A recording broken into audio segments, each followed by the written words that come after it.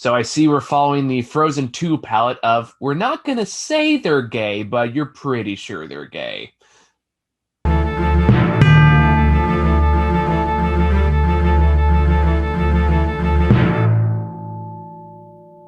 All right, so hi. We're catching up on the backlog still. Now with the newest Disney film Raya and the something something. The Uh Last Dragon. Thank you. You're Uh welcome. Raya and the Last Dragon.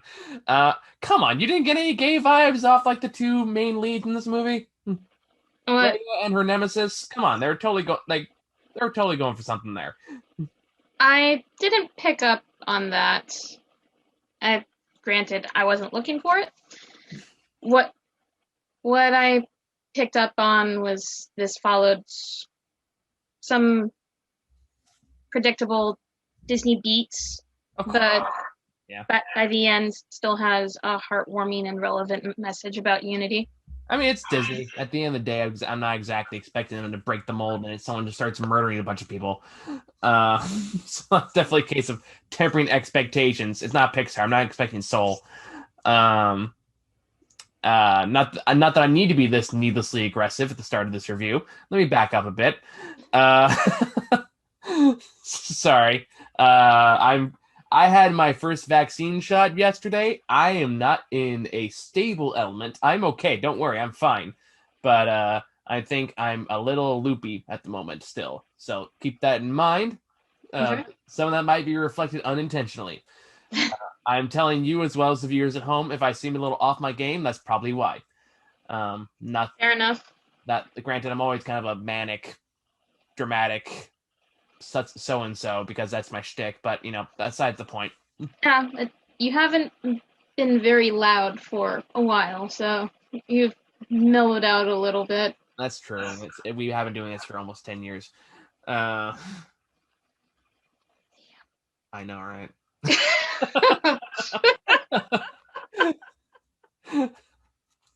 It doesn't seem like that long. I started this when I was 20.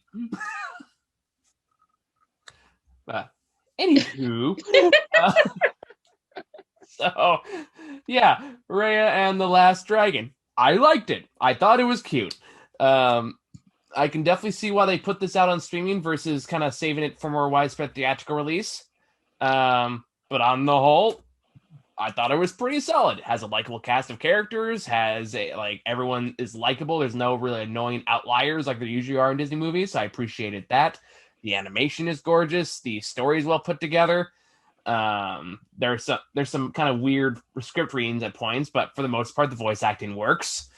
It's charming. It's colorful. I enjoyed it. Same. Even though, like I said, especially towards the beginning, I was able to predict what's going to happen. Oh, she's going to stab her in the back. Oh, the father is going to be taken out of the picture because it wouldn't be a Disney movie if there wasn't a parentless child. True. I guess when it comes to Disney, though, I'm not really looking for subversion. I'm not really looking for them. I'm not really looking for that subversion expectations. I don't think it's really fair to criticize them on that grounds. No, at the end of the day, it's still like a story for kids. So it being predictable is not necessarily a thing I'm going to fault it too harshly on. no, nor am I faulting it harshly for that. That's just something I noticed early on, and by the midway point, I think when the baby joins her entourage, I I I was more invested and with the charms of the story, and I appreciated the message of trust in your fellow human being. Yeah, I mean, I have some objections to that moral a little bit. But that's me being the cynical adult side of me. So, as a straightforward moral for kids, it's a perfectly fine lesson. As an adult who's been through some shit, I can all say yeah, but you shouldn't put trust in somebody who's stabbing you in the back and expect that's enough to get them to change. That doesn't really work. So it's definitely kind of a double-edged sword there. In that I get where you're going with this, and it's a good message, and it's a good line of thinking, but it's that is one criticism I will lay. Is like I could have used a little more nuance in that lesson. Again, I'm trying not to be too critical of it because it's Disney, and I'm not expecting like highly nuanced takes on this. But they did this with Zootopia, so it's kind of like, okay, so they are capable of handling those kind of nuanced discussions, but just not really prevalent here. I would rank uh, Zootopia higher I than would. this, but this is still good. This It is is. it is still pretty and colorful and sweet and enjoyable. The some of the fighting choreography or the speed of it was a little too fast for me to fully appreciate, but so that is one minor nitpick for me. But I I mean, I played Dungeons and Dragons for God's sakes. Of course, I'm going to be on board for a movie where Aquafina voices a dragon. And she's good. I appreciate that She they is. gave her a full character arc as opposed to just being the relegated to the sidekick character. I appreciated that. And Yes. Aquafina is a talented actor, even though she kind of is relegated to more comedic bits. To her point, she's very funny. Yes. But at the same time, it's like it's nice to see they gave her depth. Is where I'm going with this, and I They appreciate did. that. I appreciate that she kind of has like just as much at a character arc as Raya does. They're very much co-leads. Very much so. And I did like the dynamic they have. By the way, I'm not giving anything away you haven't seen the trailer, so like you can figure out stuff just watching the trailer. I appreciated the dynamic she had with like the main antagonist. I forget her name, starts with an N. Amari or something like that. Namini, I don't know. Hello, IMDb. Save me. Let me see. I don't have any more rhymes. Namari. Yeah, her name is Namari. Yes. And I'm kind of surprised you didn't pick up on that because the minute they have like the two like start fighting and they got her in that little like sleeveless crop top thing going on, I was like, I'm getting some I'm getting some She-Ra vibes here. Like there's you can tell at some level this is definitely intended for like fan art on DeviantArt kind of thing. I don't know. I thought it was pretty obvious that's what they were going for. Like it's pretty obvious on the dynamic and stuff like that. They're going for like a Catra Adora thing they just did in She-Ra like last year. But have you seen that show? Not yet. I the one that's on Netflix. The one that's on Netflix. I haven't seen it yet. I've heard it. It was good. I watch it and then watch this movie and then tell me you don't see it. I will not believe you. Because it is very much the same vibe. I will have to save that experiment for another day. Okay, fair enough. But it's very much like kind of playing off that dynamic, that whole frenemy thing. And, like it is like okay, like if this was any other studio, they'd kiss by the end of it because I just wear this. But it's Disney, and they're teasing it. They're starting to go in that direction, but they're still a little too scared to just say it. So now they're just doing everything but saying it with like two of the most recent anime movies now, between Frozen 2 and this movie. I was kind of like, just have them be gay, guys. I can tell you want to. I think they're too concerned about offending their more conservative audience demographics and stockholders. Fuck them. What have they done for them? What have they done for them lately? They get pissed off every time you put a disclaimer in front of the goddamn Muppets. Who gives a shit what they think? Yeah. Or they're canceling Dr. Seuss, except all the ones I've actually read and care about. Apparently, Pepe Le Pew and Miss Piggy were canceled this week. Not Miss Piggy. Pepe Le Pew was. Okay. One of my Facebook friends posted that Miss Piggy was canceled, and I commented, "What? Why?" She's not. That was that's bullshit. Okay. Even Pepe Le Pew's not canceled. His scene was cut from Space Jam 2. Like, who cares? I never even watched that. Well, that isn't even out yet. Oh, okay. But I guess for some reason there's enough demand for Space Jam we'd make a sequel with LeBron James now. Sure, whatever. Anyway, those are all. That's a whole different topic of bullshit cancel culture. In regards to Disney, or not cancel culture, like pointless culture wars that they're just a distraction from real things that are going on that actually matter. Okay, That was my last comment on that. Moving on. But But yeah, because like I think, do you remember just how overt it was in Frozen 2? Just like every song and everything was heavily implying that Elsa is gay, and then they just didn't say it out loud. I caught a little bit of that vibe with her on-screen interactions with the I don't remember what the tribe is called, but she befriends one female member of the forest dwelling people. Well, in the first, oh, sorry, go on. So I got a little bit of that impression there, and I guess an argument could be made for Into the Unknown being coded as coming out of the closet. Yeah, I was like, well, that whole song, and like, I hear you, but I'm not gonna acknowledge you. And then she has the whole Cave of Wonder sequence where she's like, where are you? I'm gonna find you. You're a hidden part of me. Yada yada. Turns out it's herself, and then she has the coming out dress and all that stuff. So it's kind of like it's everything except saying it explicitly. And this isn't a criticism of that movie though. I thought like my criticisms are not like go all the way. Just do it. Piss off whoever you're gonna piss off, but fucking go for it. Like you're gonna get a much bigger audience. You're gonna lose. Just do it. You can. Yeah, just embrace it. Like you're Disney, goddamn it. You have the more money than the goddamn U.S. of A. Just fucking do it. Seriously. So like I like and sorry, this is a weird tangent to have. Well, we are talking about a Disney property. It's somewhat related. That's true. And that kind of, I guess that's like my big drop, not necessarily drawback, just one thing I wish they took one step further in this movie is like, you have all the pieces there. You obviously want to go in this direction. Just do it. Just have them kiss. You'll get millions of fans on Twitter immediately and a lot of hate comments, but mostly fans. Everyone's already making that connection. You might as well just embrace it. Your maybe if it gets a sequel, they'll do that. And it's like again, like I just to point out, obviously, is all you gotta do is just look up Hey Adora on YouTube and see all the times where Catra said in that show, and tell me that isn't like exactly codified in Raya's interaction with the Namari. Thank you, Namari. Whenever they interact, it's like it's almost the exact same thing, beat for beat. So it's kind of like, oh, they're gonna fuck. Well, if now that they've made up, I guess that's a possibility. In the sequel, like go balls to the walls in the sequel, or whatever the other side of that term would be.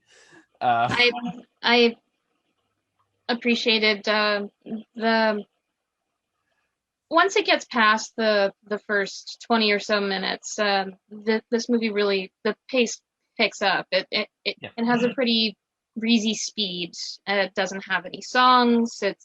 It's kind of reminded me a little bit of Indiana Jones in some sequences with the whole rolling around through different terrains and basically harking. Oh, sorry, go ahead. Basically hunting for treasure to help save the world.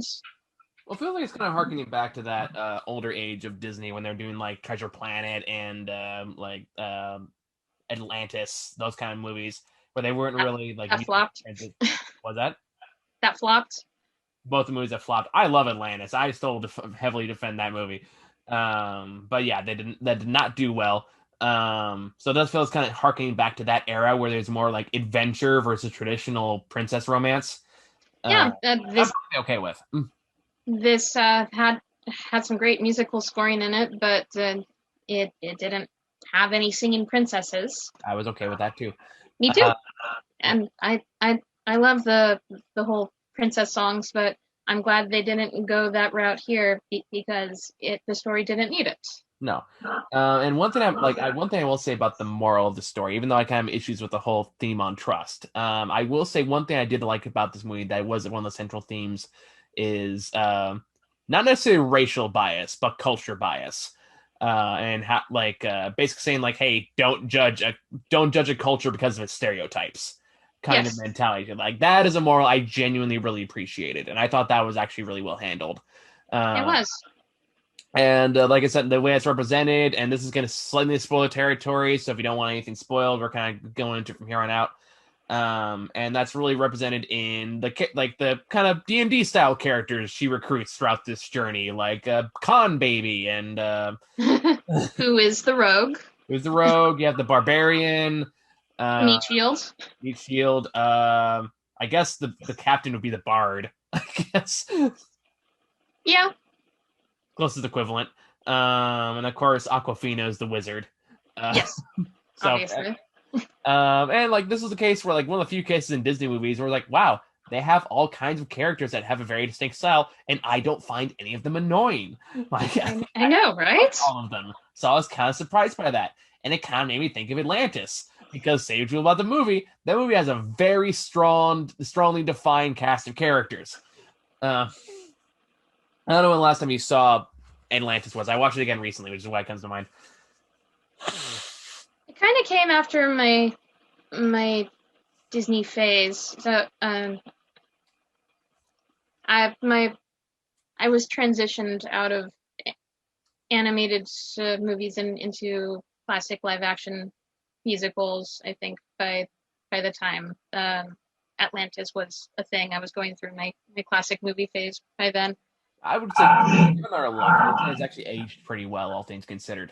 A little Okay. rushed, but for the most part, it's still like entertaining. The characters are really likable, and really well defined. And like, there's like, yeah, the ending kind of sucks, but up to that point, it's pretty entertaining. Anywho, that's my short review of Atlantis, I guess. But yeah, so like I like the styles, I like the different forms of animation they play around with here. I like the character arcs. Like I said, I like the dad. I thought the dad was a fun character, even though he's marked for death. Exactly, because that's what Disney does to Yeah, parents.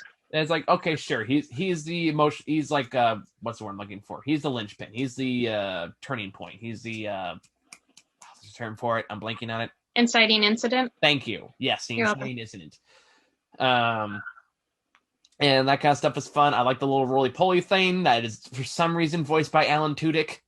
Well, I guess he had such a good time voicing Hey Hey and Moana that he said, yes, pick me, pick me. I guess that's going to be a running theme in these movies now, which is every now and again Alan Tudyk to show up as an animal for an easy paycheck. Sure. I think my favorite behind-the-scenes clip from Moana is just him in the recording booth making chicken sounds and looking at the camera and going, I went to Juilliard. I didn't know you went to Juilliard. I just know that he's good at playing with dinosaurs and making chicken sounds. He is indeed. What a talent to have. Apparently, there's a market for that. Nice work if you can get it. And the Alan Tudyk says, bah! I don't know what that was. It was not a chicken. That was like a weird, like chicken sheep hybrid that was born out of some horrible like science experiment. That's a scientific lab I don't want to go to. That's what you can tell I'm loopy. I'm going on more tangents than usual today. I'm in a very tangency mood. Maybe it's because I don't really have that much to say about this movie when it comes at the end of the day. Neither do I. It's a fairly short film. It's only an hour and 45. I don't like the price tag. That part I don't like. But well, they wanted more of my money than the fucking Mulan remake was. They wanted to recoup the money that they lost by not releasing it into theaters. Well, it's still in theaters now anyway. So that's like I don't know. That just seems more like greedy Disney corporate bullshit to me. You kind of got their number there. I'm sure it's a justification, and Disney is one of those corporations where you're like, you're an evil company and you exploit so much of the American economy. At the other time, I do love your products, you bastard. Yeah, they kind of got us in a cultural chokehold. Just hold us and like, what are you gonna do about it? Huh? Pretty much. You want Jedi? Go put in your fucking Jedi. You can't do shit about it. Huh? Come at me, bro. See you in court. Bring your litigation for years. Huh? I don't know what I'm doing right now. I don't know. So Raya and the Last Dragon. At the end of the day, I recommend it. It's fun. It's harmless. It's colorful. It's entertaining. Um, I I myself wouldn't pay for it, and at least not for the Premier Access or Premium Access, whatever the heck they call it. Mhm. Um, a friend of mine paid for it, so if I'm recommending it on a financial scale, I'd say see it in theaters or wait to Redbox it or stream it without Or paying extra. in a month or two, so you might probably be better off waiting for that. But if you're vaccinated, I don't see why you can't. Yeah. So as long as you're not watching it when you're slightly loopy, like I am apparently. I thought I was doing fine today until I started talking to people. Now I'm realizing it's like, oh no, there's still a problem there. Uh, You are speaking a little faster than usual. yeah, I'm a little higher, like a 1.5 speed. Yes. Um, yeah, But like I said, like one other thing I can think of to talk about in this is just in regards to previous rants I've made about Disney villains, and how I'm still kind of waiting for the day where we get the more traditional Disney villain back. Now, and this is the case where I'm kind of okay with it because they kind of heavily imply the character arc of that pretty much right off the bat. That she's going to be they're clearly going for the redemptive antagonist portion. yeah. Again, going back to the She-Ra angle.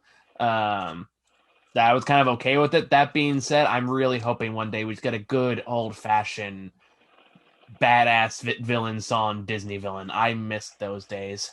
I do too. Like I think the last one we kind of got was Tangled. Because Mother Knows Best still slaps. Oh yeah, yeah. That's part of the reason why I asked my around if I could, use a profile on any of my friends' Disney Plus because I had never saw Tangled when it was in theaters, and so I watched it on the streaming service, and yeah, that song kicks ass. I think that came out in like 2010, which would make it the last Disney villain song. I was gonna say "Friends from the Other Side" from Princess and the Frog is the last Disney villain song, but I think Tangled came after. Tangled came after. That would be the last one because Tangled was like the first one to harken in the current 3D animation era we have of Disney movies.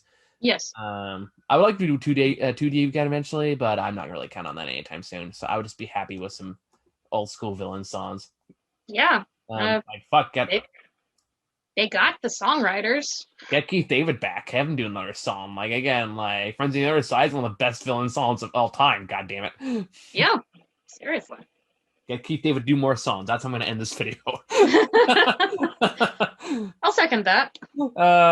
Yeah, but overall, short review. I like this movie. It's worth watching. It's entertaining. On its face, I can't really say a lot wrong with it. It's not a fantastic movie, but it's good. It's not because of anything it's doing wrong. It's just that it has a good niche and it is riding it for as long as it can take it.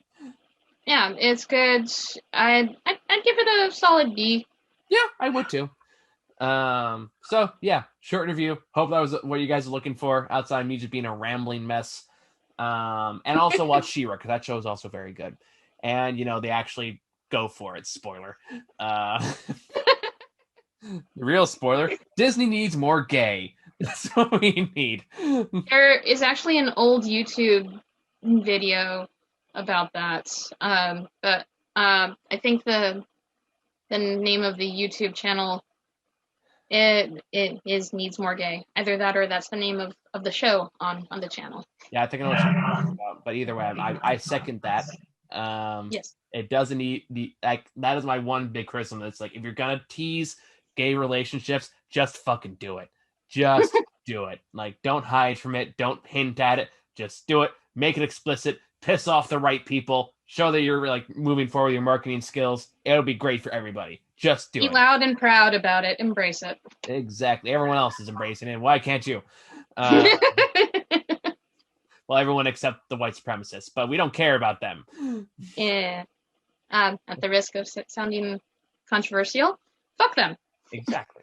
Yeah. Oh yeah, fuck the white supremacists. Truly a really controversial opinion. Well, it shouldn't be. God knows I got enough of that in my comment section as it is. Be nice to the white supremacy. Try to convert them. It's like, have you ever tried arguing with a wall before? But anyway, that's a whole nother tangent. I'm going to stop now before I go another rant. Thank you guys for watching. See you later.